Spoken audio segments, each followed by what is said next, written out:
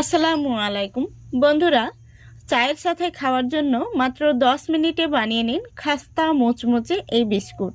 এই বিস্কুটগুলো বানিয়ে আপনারা 2 থেকে 3 মাস পর্যন্ত স্টোর করে রেখে খেতে পারবেন।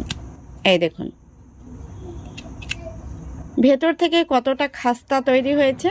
তো আমার মতো করে আপনারাও বাড়িতে একবার হলেও বানিয়ে দেখবেন, দোকান থেকে কিন্তু আর কিনে খেতে হবে না। তো চলুন আজকের এই রেসিপিটা দেখে নেওয়া যাক। তো দেখুন, প্রথমে এখানে আমি একটা মিক্সিং বোল নিয়েছি, তারপরে নিয়ে নিচ্ছি 3 টেবিল চামচ সাদা তেল, সেই সাথে দিয়ে দিচ্ছি 1 টেবিল চামচ ঘি। তারপরে দেখুন এখানে আমি নিয়েছি হাফ টেবিল চামচ কালো জিরা, আর কালো জিরাটা এখন আমি একটু তালুর মধ্যে নিয়ে এইভাবে আঙ্গুল দিয়ে কচলে দিয়ে দিচ্ছি, এতে করে খুব সুন্দর একটা কিন্তু ফ্লেভার আসবে। এবারে দিয়ে দিচ্ছি হাফ কাপ চিনি, তো চিনিটাকে আমি গুঁড়ো করে নিয়েছি। তারপরে দিয়ে দিচ্ছি স্বাদ মতো লবণ। এখন আমি এই উপকরণগুলো চামচ দিয়ে খুব ভালো করে মিশিয়ে নেব। দেখুন আমি খুব ভালো করে মিশিয়ে নিয়েছি। এখন আমি এর মধ্যে দিয়ে দেব তরল দুধ। এখানে আমি 1/4 কাপ তরল দুধ আগে থেকে জাল করে ঠান্ডা করে নিয়েছি। দুধটা দেওয়ার পরে আমি আবারও খুব ভালো করে মিশিয়ে নেব। দেখুন খুব ভালো করে মিশিয়ে নিয়েছি, এই দেখুন। এখন আমি এখানে বাকি উপকরণগুলো দিয়ে দেব।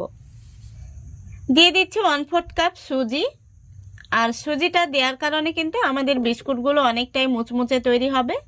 তারপরে দিয়ে দিচ্ছি 2 টেবিল চামচ চালের গুঁড়ো। এবার আমি দিয়ে দিচ্ছি 1 কাপ ময়দা। ময়দাটা আমি আগে থেকে চেলে নিয়েছি। এখন আমি খুব ভালো করে চামচ দিয়ে মিশিয়ে নেব। চামচ দিয়ে মিশিয়ে নেওয়া হয়ে গেলে চামচটা আমি তুলে নেব। তারপরে হাত দিয়ে খুব ভালো করে একটি ডো মেখে নেব। তো বন্ধুরা দেখুন আমি ডোটাকে খুব সুন্দর করে মেখে নিয়েছি। এখন আমি এখানে একটি পিঁড়ে নিয়ে নিচ্ছি, পিঁড়ের উপর ডোটাকে নিয়ে নিচ্ছি। এখন আমি উপর থেকে হাত দিয়ে চেপে চেপে একটু চ্যাপটা করে নিচ্ছি। ডোটা কিন্তু এইভাবে চাপতে গেলে একটু ফেটে ফেটে যাবে, তাতে কোনো সমস্যা নেই, যেহেতু বিস্কুটগুলো একদম খাস্তা আর মুচমুচে তৈরি হবে, সেই জন্য ডোটা কিন্তু একটু ফেটে ফেটে যাবে। এখন আমি একটি উপর থেকে বেলুন নিয়েছি, বেলুন দিয়ে এইভাবে বেলে নেব।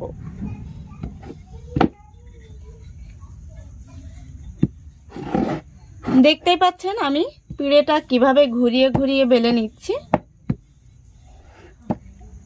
দেখুন আমি একটু মোটা রেখে বেলে নিয়েছি। এখন আমি একটি চাকু নিয়েছি, আর এই চাকু দিয়ে বিস্কুটের শেপ দিয়ে নেব।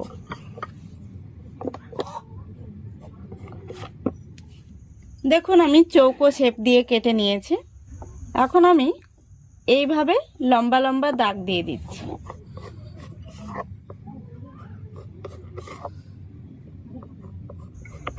দেখুন আমি বিস্কুটগুলোকে এইভাবে চৌকো শেপ দিয়ে কেটে নিয়েছি।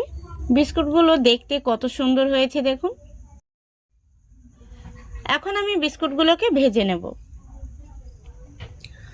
তো দেখুন বিস্কুটগুলো ভাজার জন্য আমি গ্যাসটা অন করে আগে থেকে তেল গরম হতে বসিয়েছিলাম, আর তেলটা খুব ভালো মতো গরম হয়ে গেছে। এখন আমি একে একে বিস্কুটগুলো তেলের মধ্যে দিয়ে দেব।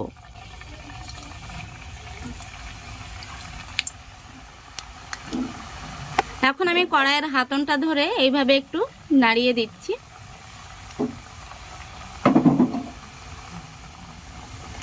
একটি চামচ দিয়ে বিস্কুটগুলো আমি একটু এভাবে উল্টে দিচ্ছি। গ্যাসের ফ্লেমটা লো আর মিডিয়ামের মাঝামাঝিতে রেখে বিস্কুটগুলোকে ভেজে নিতে হবে, তাহলে বিস্কুটগুলো ভেতর পর্যন্ত খুব সুন্দরভাবে ভাজা হবে আর মুচমুচে খাস্তা তৈরি হবে। তো বন্ধুরা বিস্কুটগুলো ভাজা হয়ে গেছে, এখন আমি তেল থেকে তুলে নেব।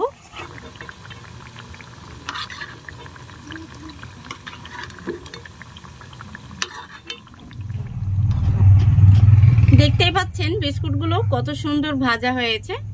এই বিস্কুটগুলো গরম অবস্থায় নরম থাকে আর একটু ঠান্ডা হলেই ভীষণ মুচমুচে হয়।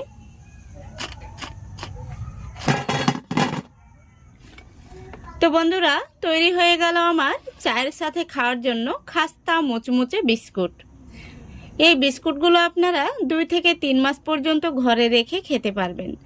আর গরম গরম চায়ের সাথে খেতে কিন্তু ভীষণই ভালো লাগে। আমি একটি বিস্কুট আপনাদের ভেঙেও দেখিয়ে দিচ্ছি কতটা মুচমুচে খাস্তা তৈরি হয়েছে। এই দেখুন, আশা করি দেখতে পাচ্ছেন